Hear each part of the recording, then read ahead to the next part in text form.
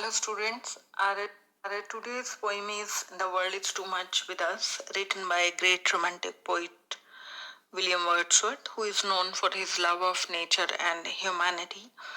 In this poem, The World is Too Much with Us, the poet is criticizing the materialistic attitude of the people who are running after the money and do not care about their spiritual bliss, their peace of mind.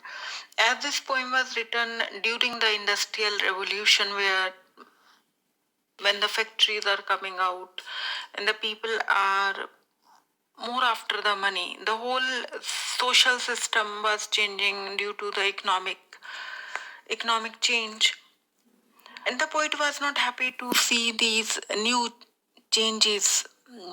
Rather, he was unhappy with the attitude of the people because he loves nature, the ruler background, the ruler setting. So he wants the people to give a little bit of their care and concern to the nature. When we see the text, it denounces a materialistic attitude of the people that the poet says the world is too much with us. Late and soon, getting and spending, we lay waste our parts. Little we see in nature that is ours. We have given our hearts away a sordid boon.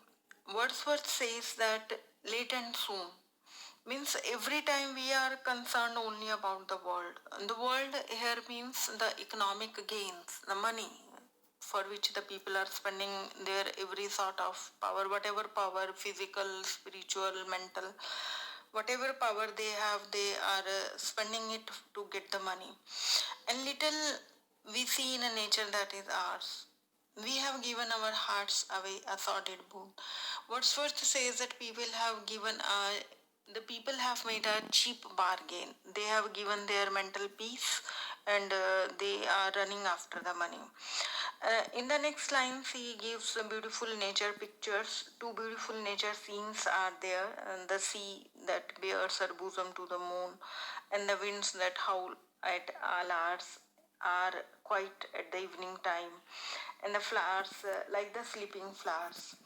And the author says that for everything we are out of tune. After describing two beautiful scenes, he says that people are not concerned with the beauties of nature. We have lost our connection with nature. We are not concerned with it. We don't get moved by the beauty of the nature.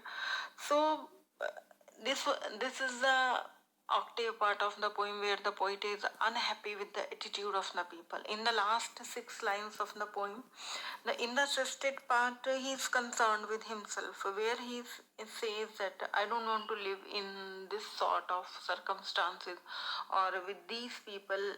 It's better if I will be a pagan. The people who worshipped nature, he says that when he will be in a creed outward, he will be able to enjoy the beauty of the nature. He will see the sight of Proteus rising from the sea, or hear old Triton blow his wreathed horn. Means the underlined idea of this poem, or the theme of this poem, is that the poet wants to a connection with the nature. He wants a company of nature rather than the materialistic gains. For him, the mental peace, the bliss is more important than the materialistic gains. And that's why he is called the high priest of nature, the great romantic poet. Uh, it's not an escapist attitude. He's not running from the world, rather uh, that which is much, it's very deep thought that he's giving importance to that which is initially important. And we have to do the long questions reference to context from this sonnet. A long question, we can frame to frame a long question. 1 minute. Like the long question can be like this. Let me check. It can be like Long question can be like this: critically appreciate the sonnet, the world is too much with us. Or the short questions can be like, why does a poet wish to be a pagan?